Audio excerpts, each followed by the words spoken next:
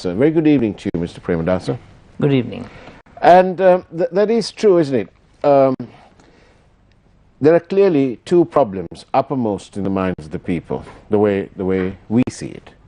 And that is, of course, the CV-19.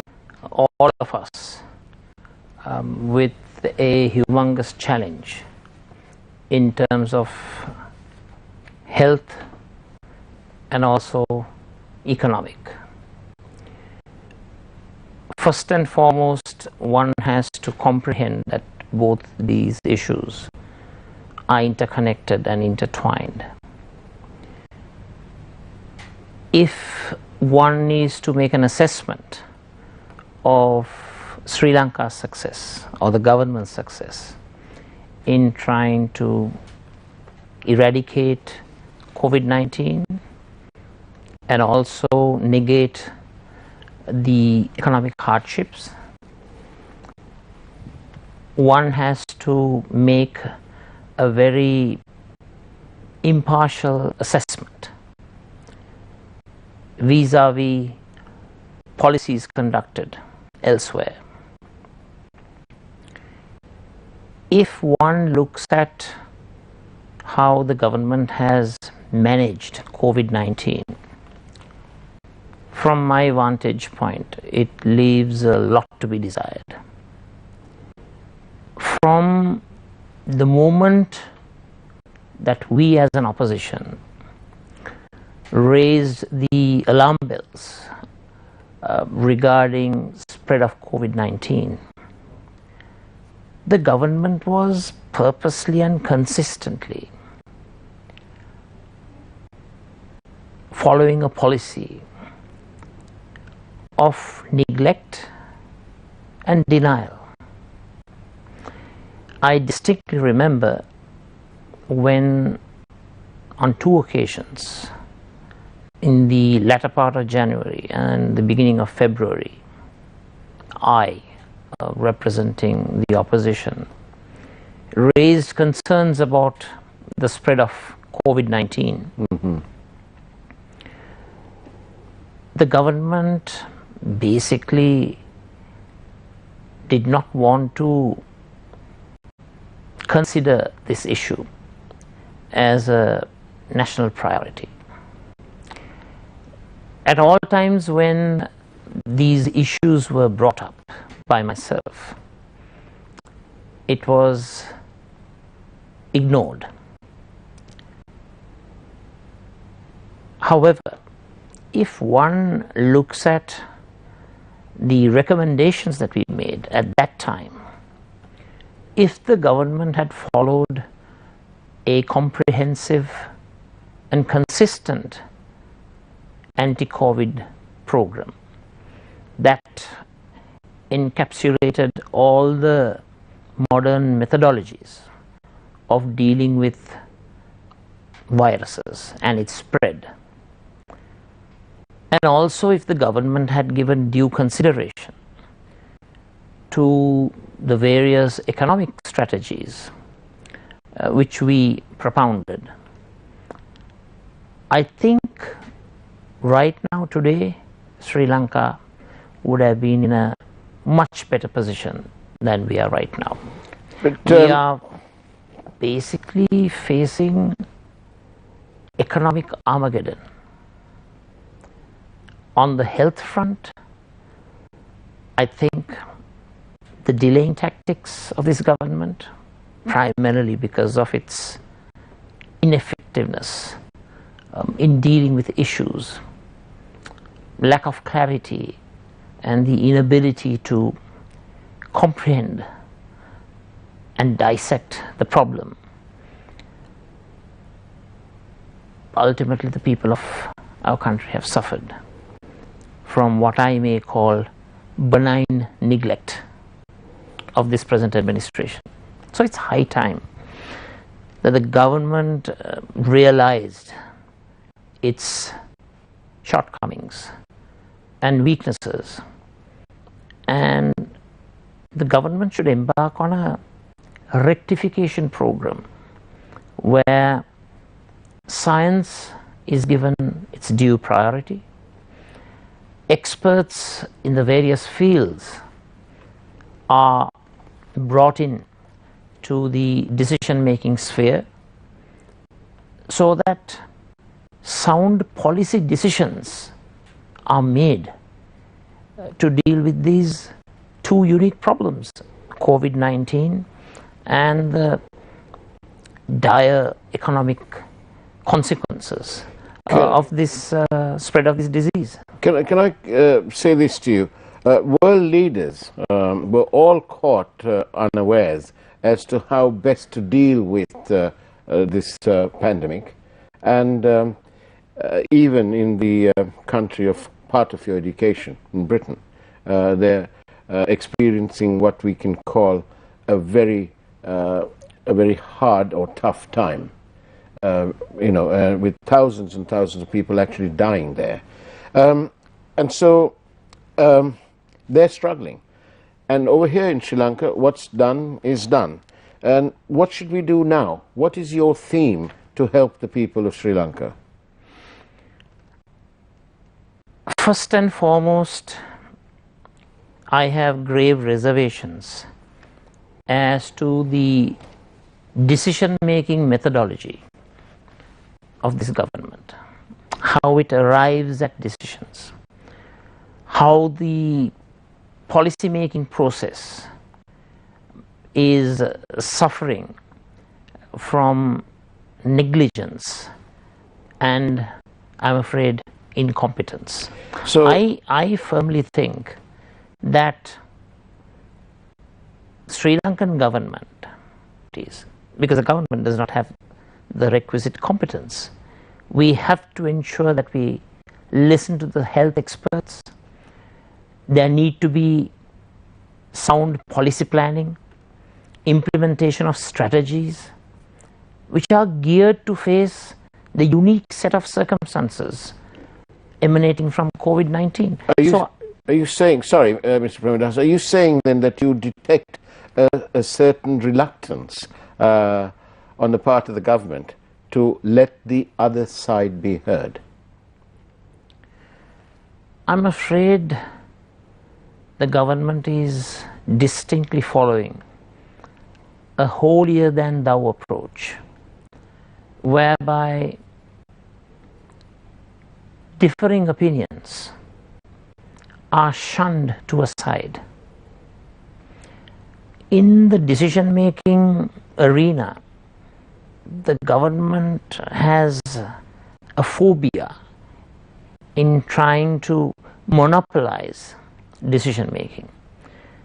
Rather, what the government should do is to provide a rational decision-making model where experts, specialists, generalists, those people with acumen who have the capacity to gauge the problems that we are facing, both on the health and economic front.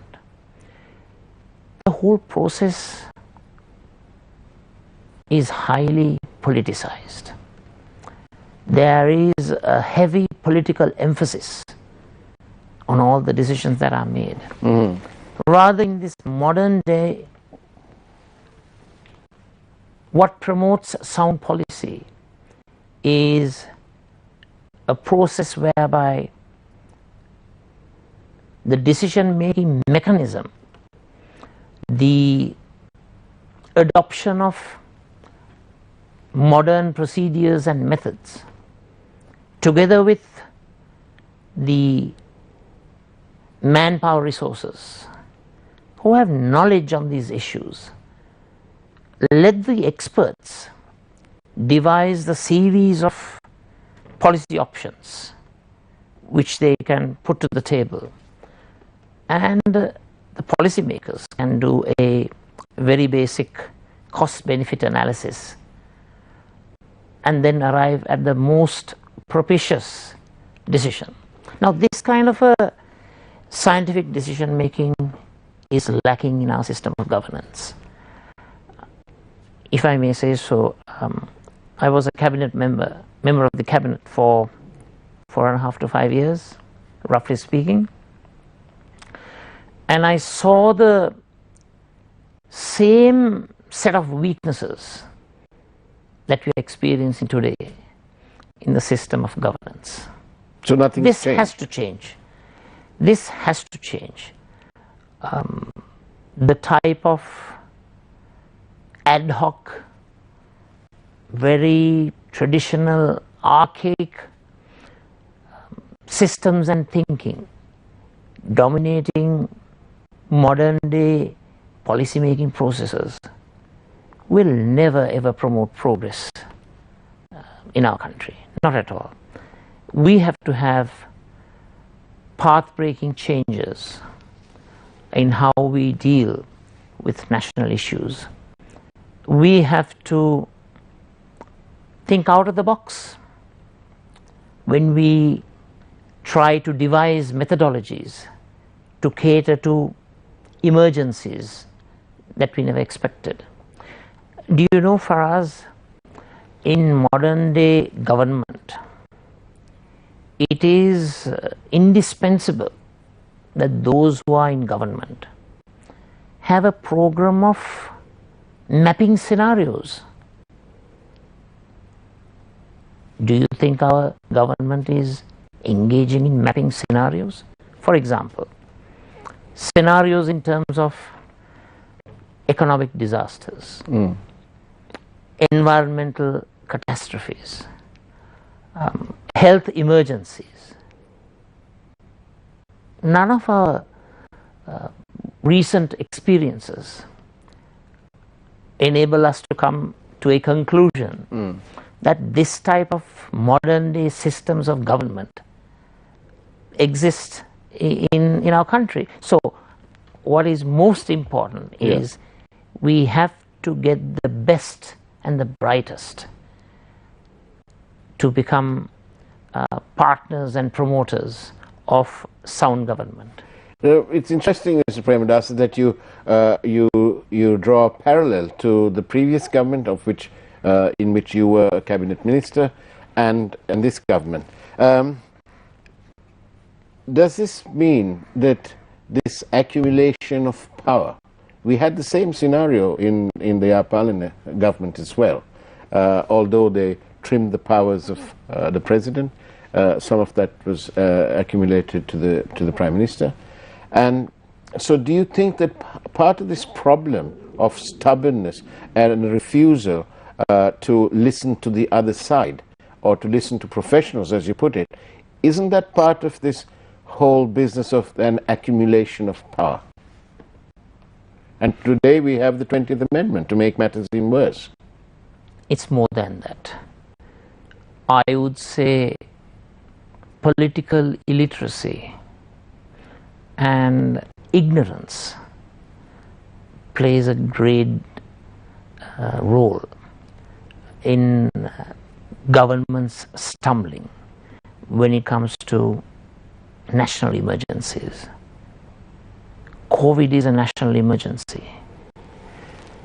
The economic crisis is hurting everyone, irrespective of ethnicity, caste, religion, and various other differences. There is a lot of arrogance that comes with power, and power together with arrogance corrupts the system. It ultimately results in the degradation of the system. Right now in our country, we have what you may call a national gridlock. A system gridlock. Things are not moving. Those who are elected to power have absolutely no idea where the country is heading. They are fully and totally consumed with the powers that they have, the immense powers that they have accumulated. And it's high time that the government did a so-called reality check. Most decisions are being made at cloud level, whereas it's time that the governors listened to the grievances of the governed. And I fervently believe that, I'm repeating myself, there has to be path-breaking changes in the system, the way we govern, bringing in competence, capacity to take difficult decisions, leadership with strength and determination, and most important of all, a country leadership that has adequate skills in terms of governing the country and having some rudimentary knowledge of all the sectors that exist in the government structure. So we have to ensure that mature decisions backed up by requisite skills, talented human resources, they're all made part and parcel of the decision-making process, so that sound decisions will result in positive progress. And you firmly believe that Sri Lanka has a pool of such talent? Of course. You see, there is a general tendency for most leaders, once they attain power, for the most part they try to surround themselves with people who are like-minded.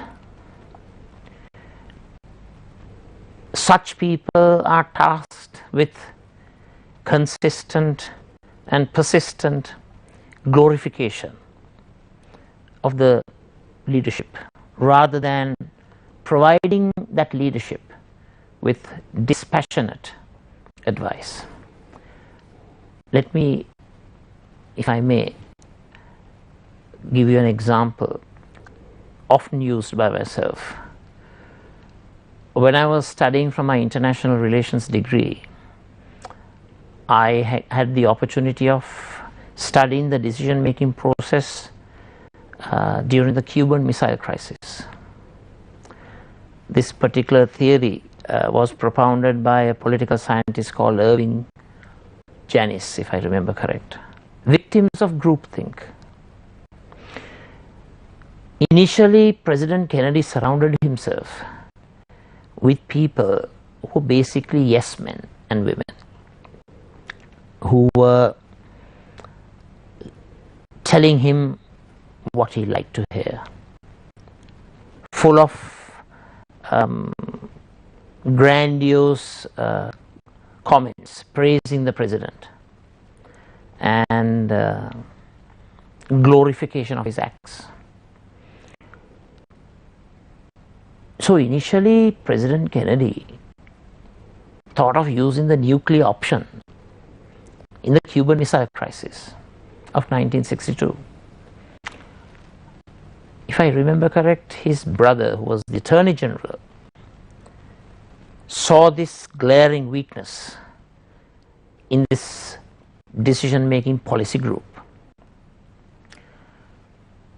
Seeing this huge anomaly, he brought in people, both men and women, who were specialists in defense policy, in national security policy, who were also quite open about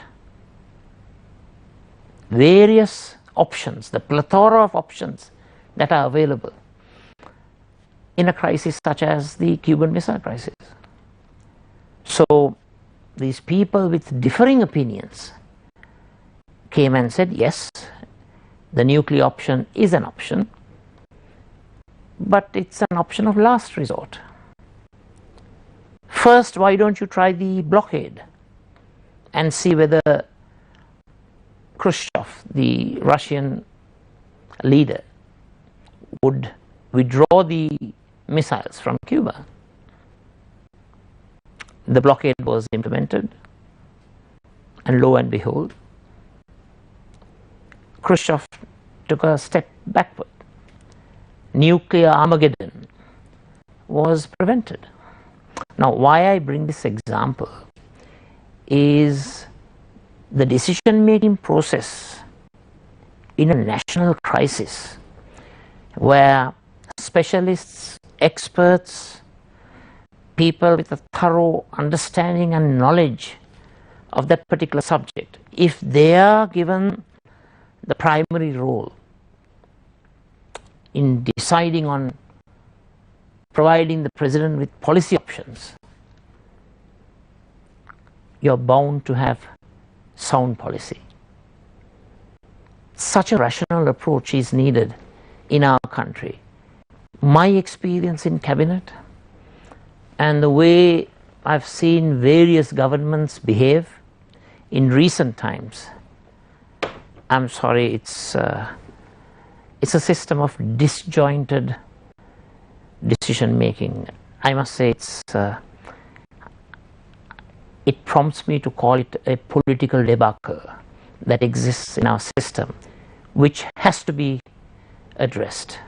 If not, we will continue in this slippery slope towards economic and social retardation rather than progress. And on that note, we'll discuss many more things with the leader of the opposition, Mr. Sajith Premadasa, including, of course, the economy, the environment, foreign policy, FDI, and lots more. Do join us on Face to Face after this short message.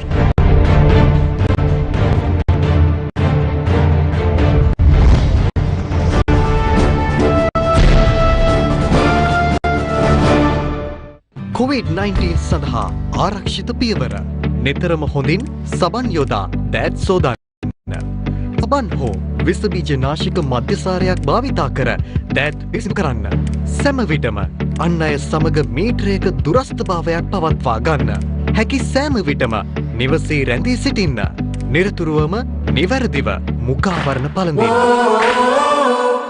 We're stronger together. As time goes on, the world changes, people change, and music changes. But some music remains timeless. Everybody was fighting. On Legends of Music, we have been taking you back in time to some of the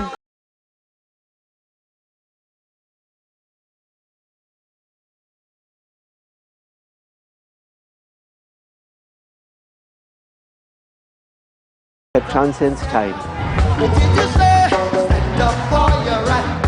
Join us on Legends of Music every Thursday at 9:30 p.m. and repeats the following Sunday at 4 p.m.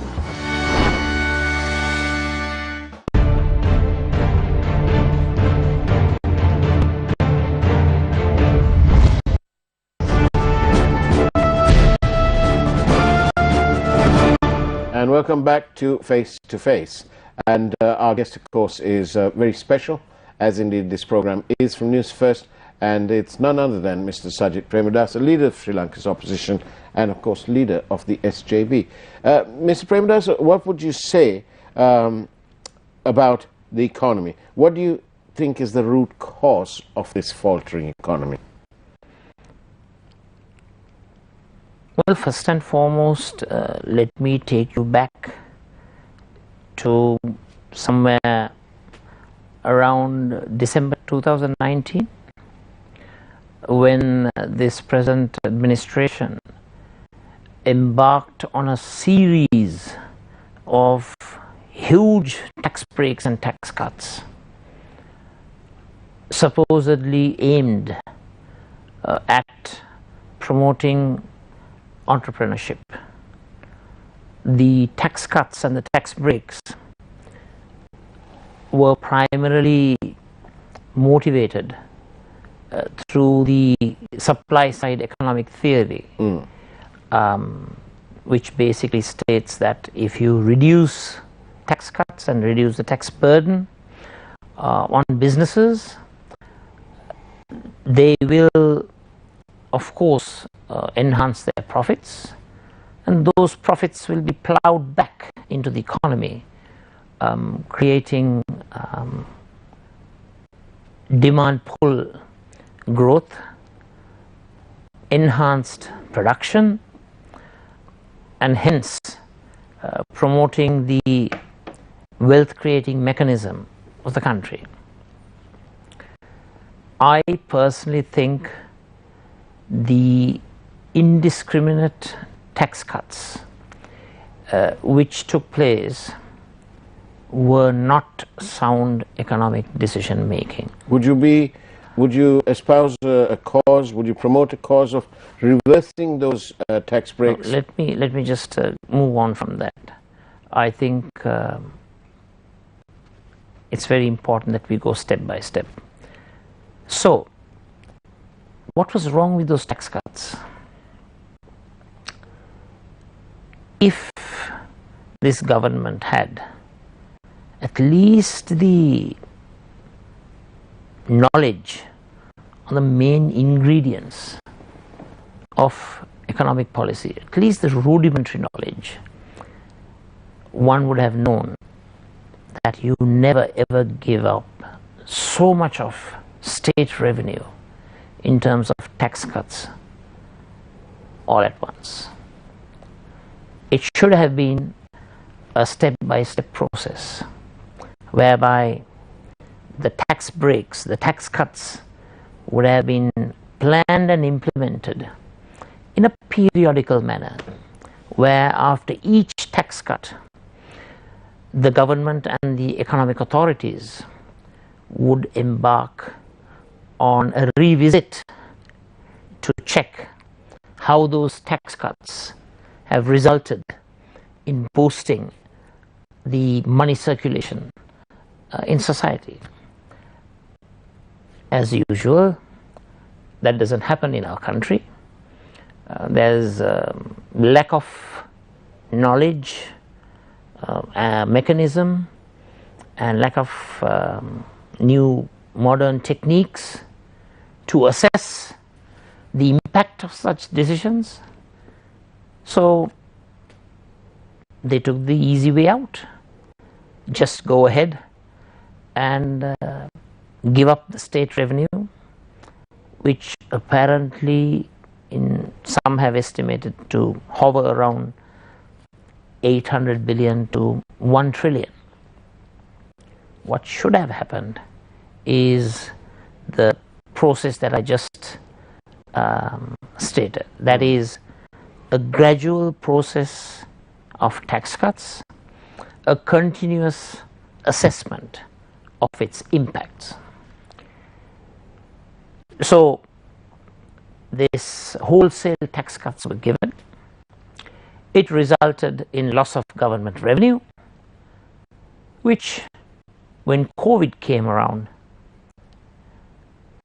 restricted the options that the Treasury had, that the Finance Ministry had in sound economic management during the COVID time period, which is why Sri Lanka is one of the few countries that did not implement a sizable fiscal stimulus package.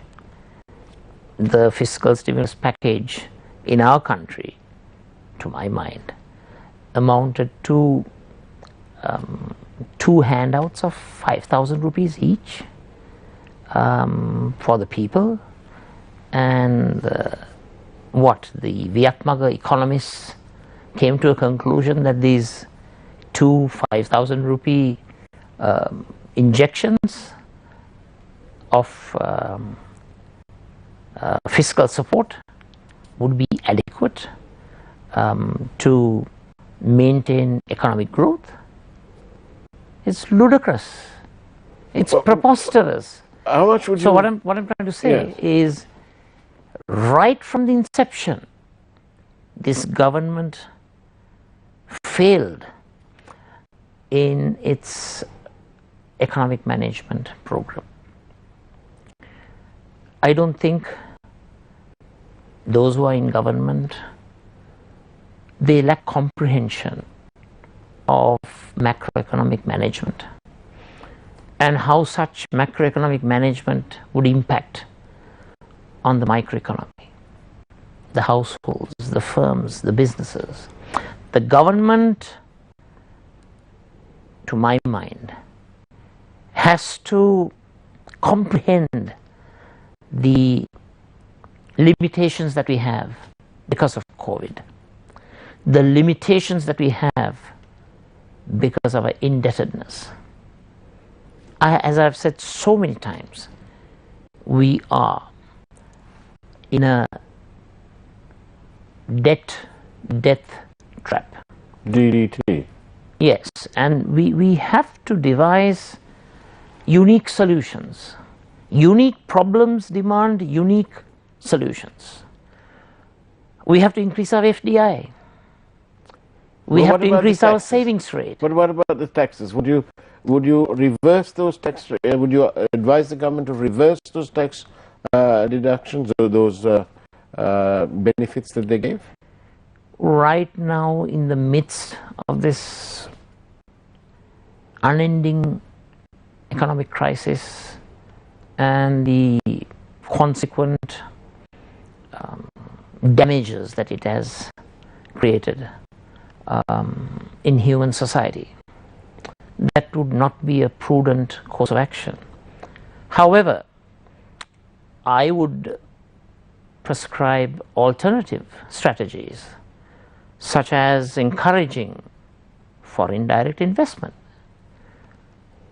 Has the Sri Lankan government done any assessment of investment and capital outflows from mainland China? I don't think so. But Vietnam has. India has. So has Cambodia. We have observed large-scale capital and investment outflows from China, primarily by US, Japanese and South Korean investors. And they have gone in search of better pastures for their investments. What has India done?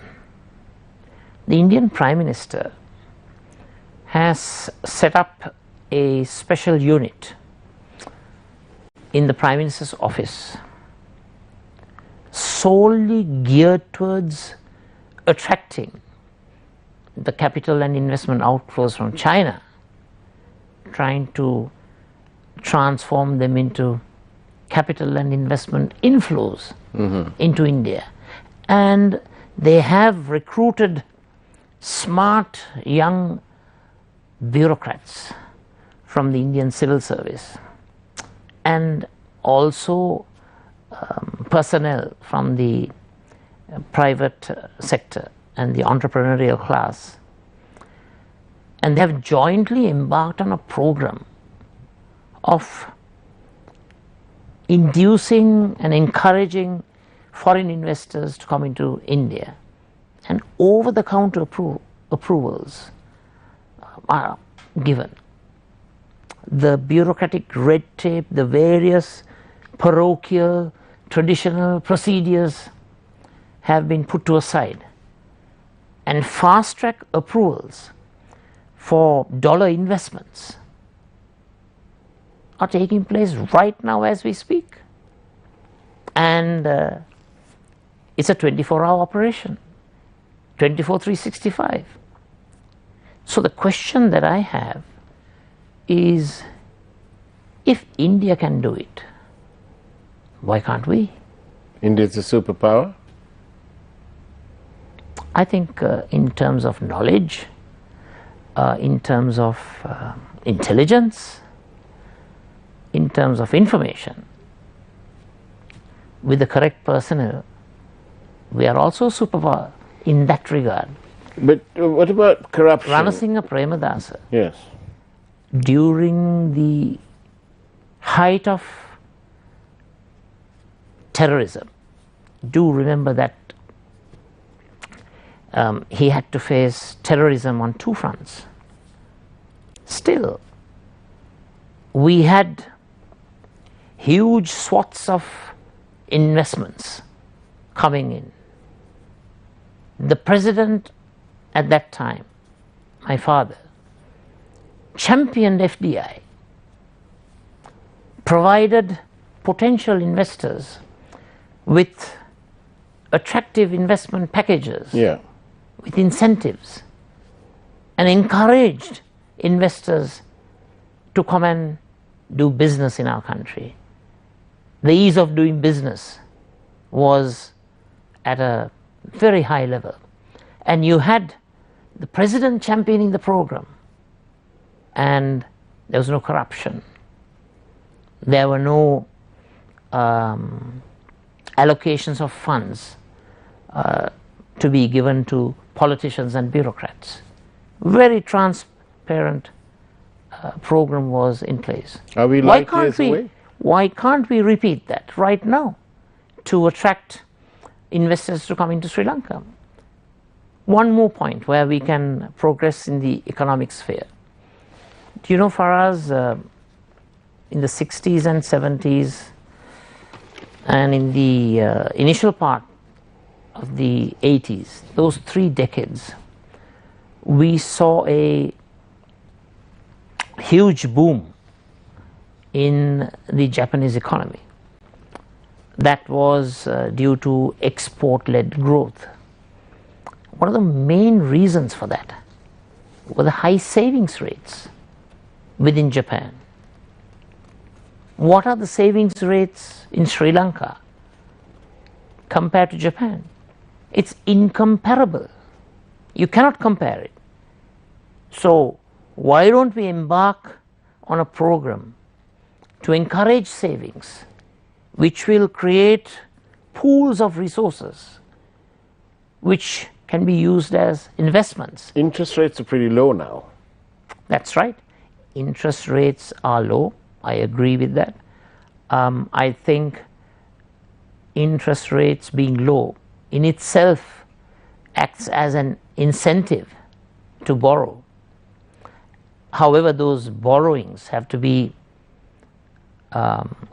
provided to establish new businesses, new enterprises, especially the small and medium-term enterprises. They have to be provided with such funds. However, let me come back to this savings rate. This is something that our country doesn't even talk about. Encouraging savings. We don't do that because we are very, very poor in that regard. So that's also another aspect where we can improve ourselves and progress. And also, I think it's very important at this difficult time period that we establish strong trade relations, strong trade pacts and agreements. Pacts and agreements that accrue a comparative advantage to Sri Lanka. Not only a comparative advantage, but also a competitive advantage. If we follow that twin track approach through the establishment of trade pacts and trade agreements, we will have access to bigger markets. Our national production processes will be enhanced, capacities will be increased, and it will also act as an avenue for new technology to come into our country. So for us, there are enough and more capable people in our intelligentsia or our intellectual community who can contribute with novel ideas and policy options to those who are in government. The only problem is, I personally feel there may be an inferiority complex in terms of surrounding yourselves with people of high intelligence and capabilities. Maybe that's a problem right now. I think the government should not think in such terms. The government should provide the necessary leadership for those who are talented, the best and the brightest in our country, to become participants in the major decision-making processes and major decision-making institutions. And on that note, let's go for a short break. We'll be back, of course, on Face to Face with the Leader of the Opposition, Mr. Sajith Premadasa.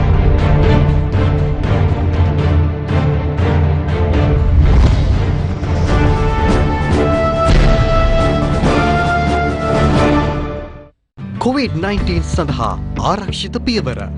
ජනයා වැඩි වශයෙන් සිටින ස්ථානයන්හි ගැවසීම මගහරින්න. රෝගය ආසාදිත පුද්ගලයන් හමුවීමට නොයන්න. මුහුණ, මුඛය, නාසය සහ ඇස් ඇල්ලීමෙන් වළකින්න. අනවශ්‍ය ගමන් බිමන් යෑමෙන් වළකින්න. මුඛාවරණය ඉදිරිපස ඇල්ලීමෙන් වළකින්න. Whoa, we're stronger together. A people's movement dedicated to build our nation.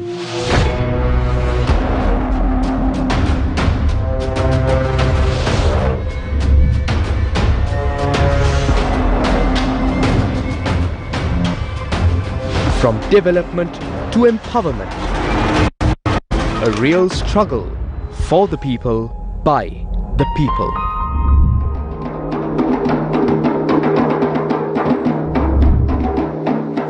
Government.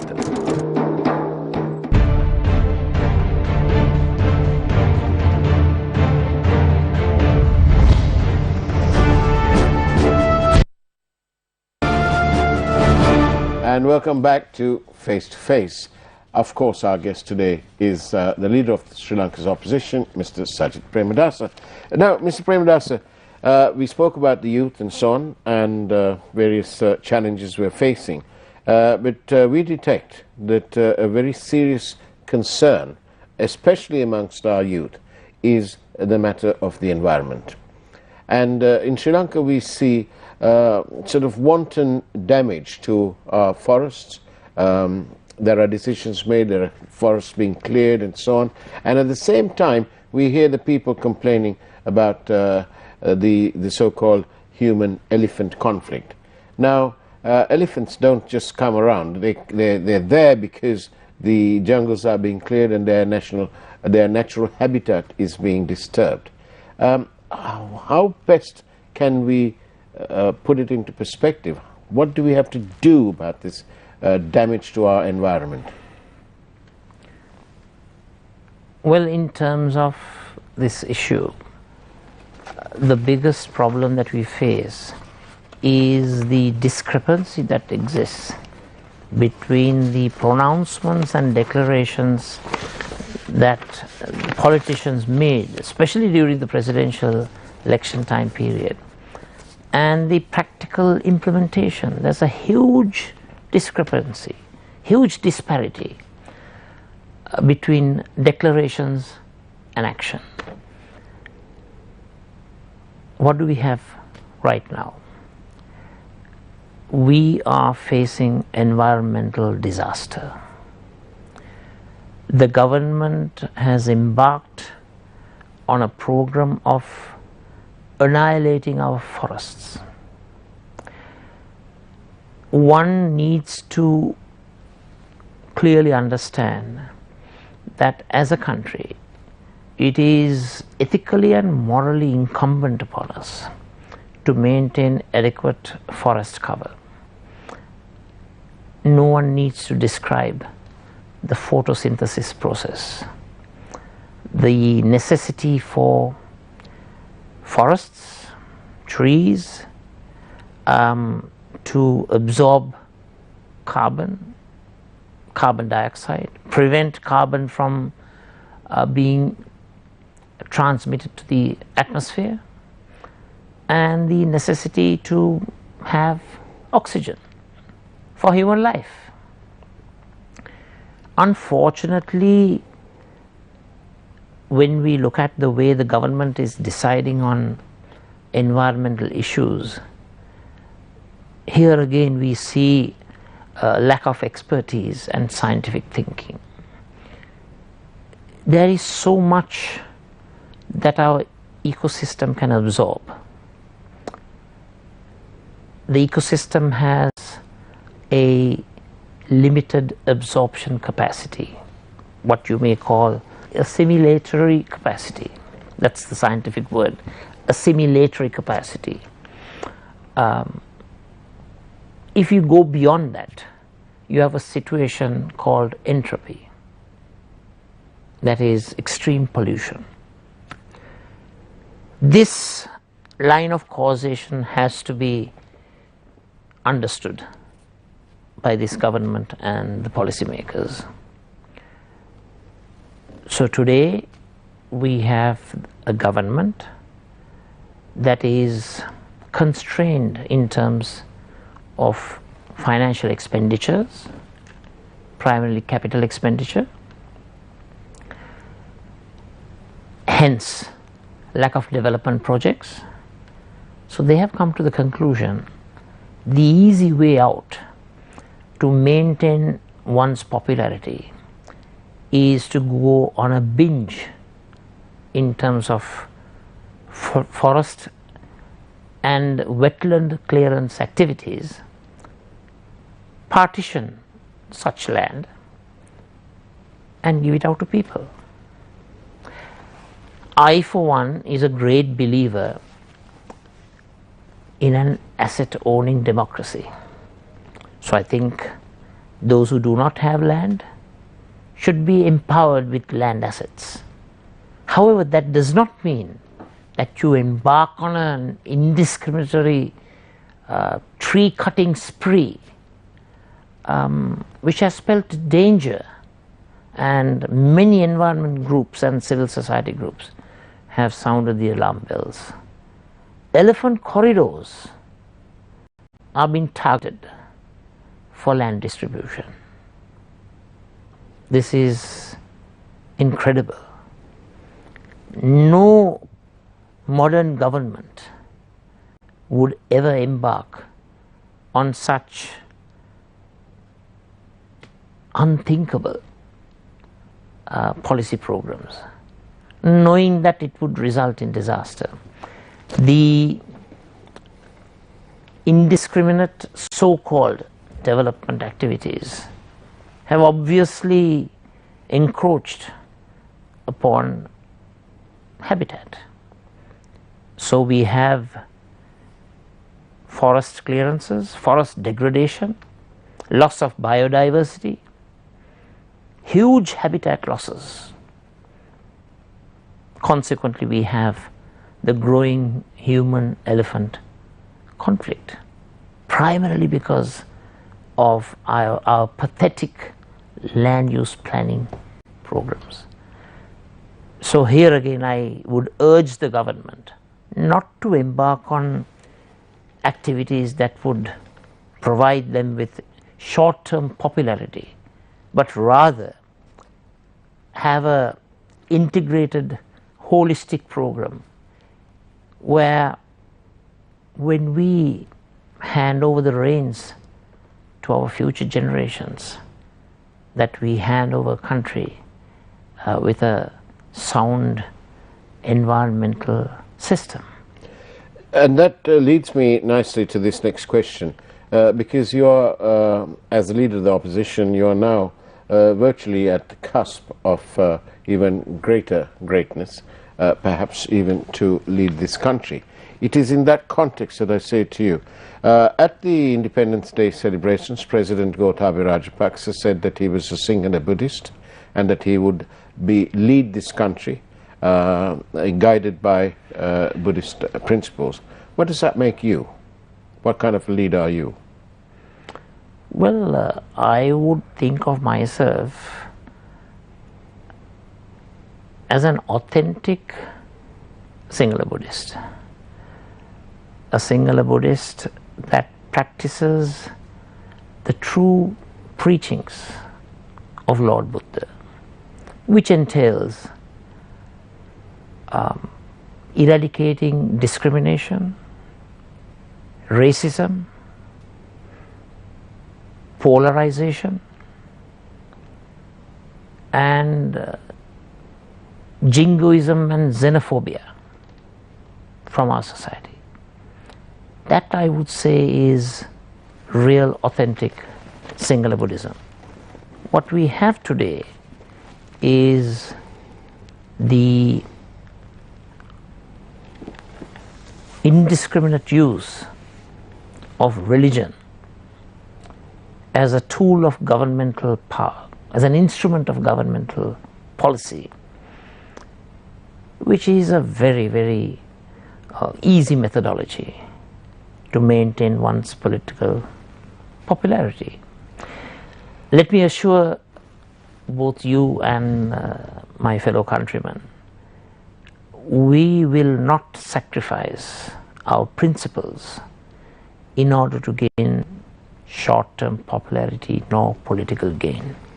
Rather, what we see in Sri Lanka, the dream that we have is the dream of unity, the dream where, irrespective of caste, ethnic and various other groupings, religious and other groupings, the whole of Sri Lanka will be united, and we will be united in our dedication to create a fair and just society, a society that protects and enhances not only human and political rights, but also the economic, social, religious and cultural rights of all.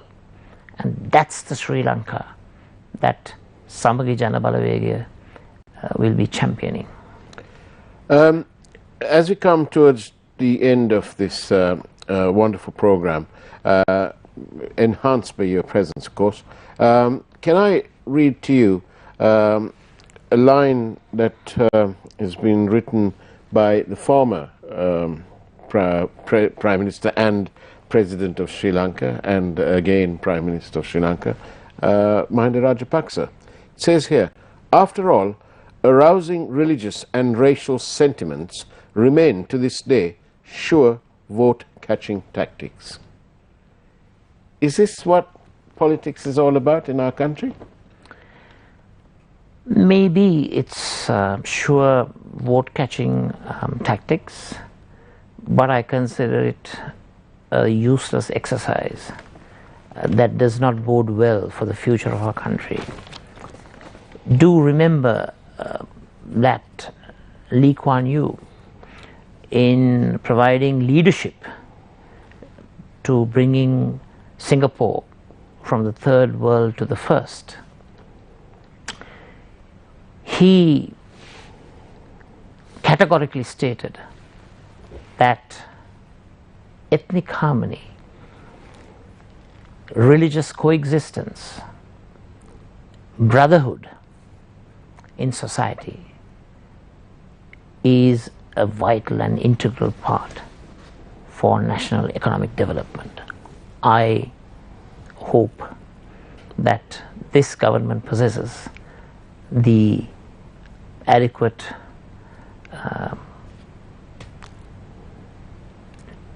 comprehension to follow on the path of the great Lee Kuan Yew.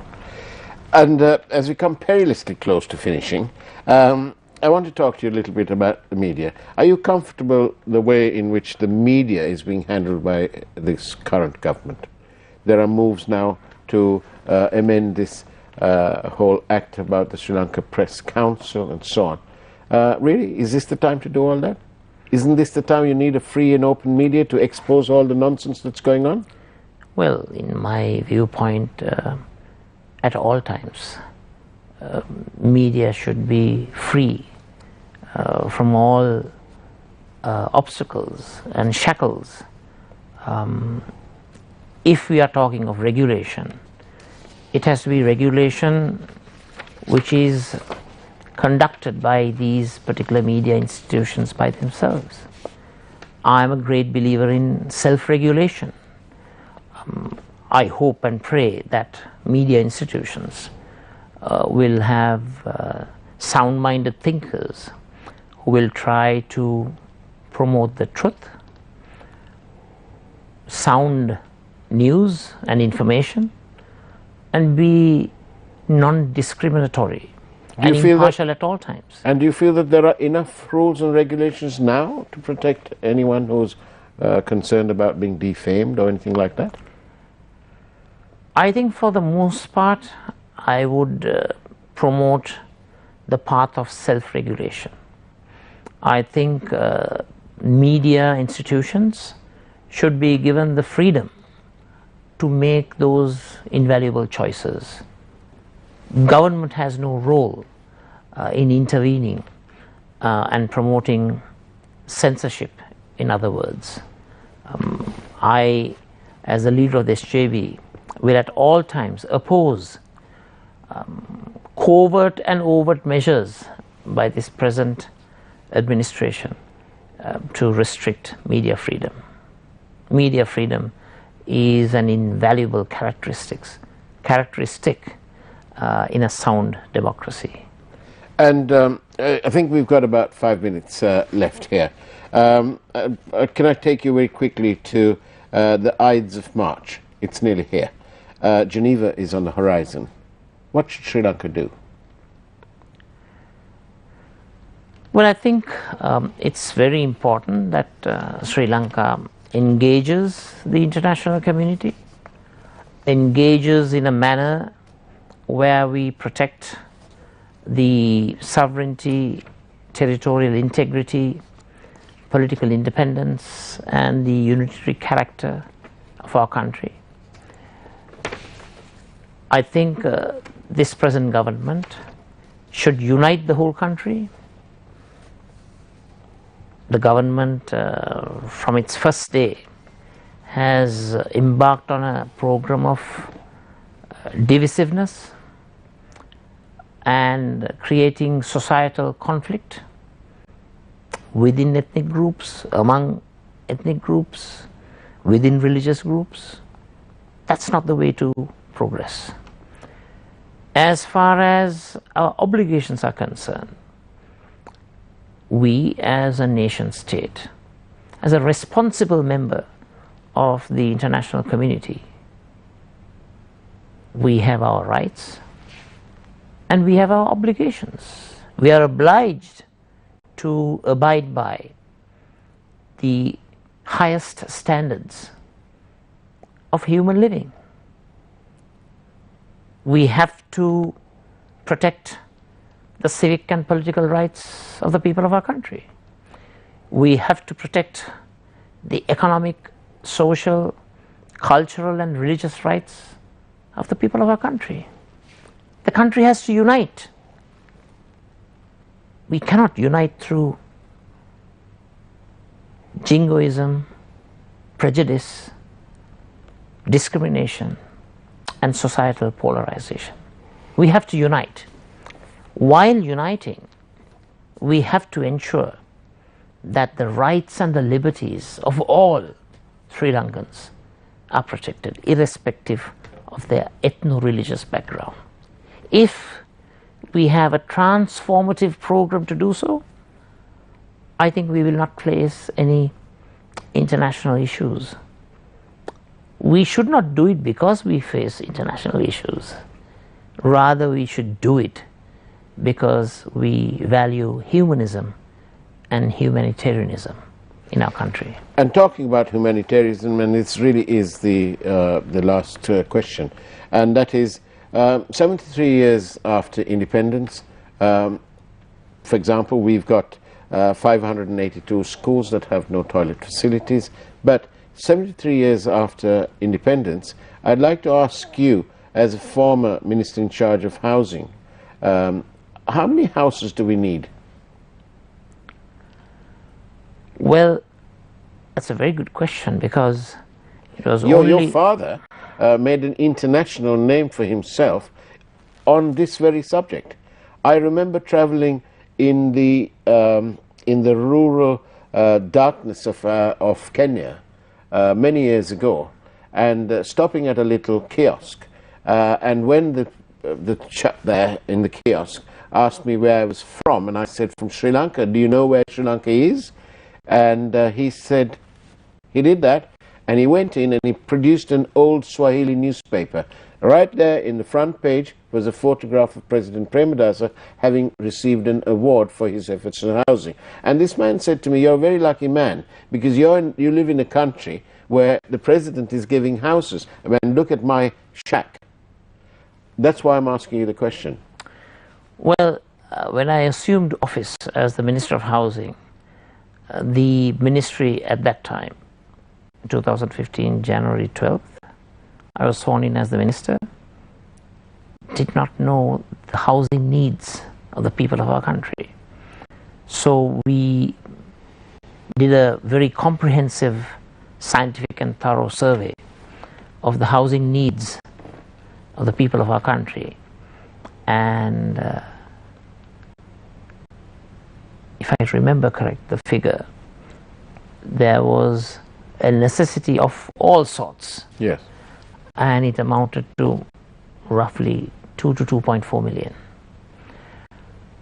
Now the total number of families, that I'm giving you the rough figures, is approximately 6.1 million. So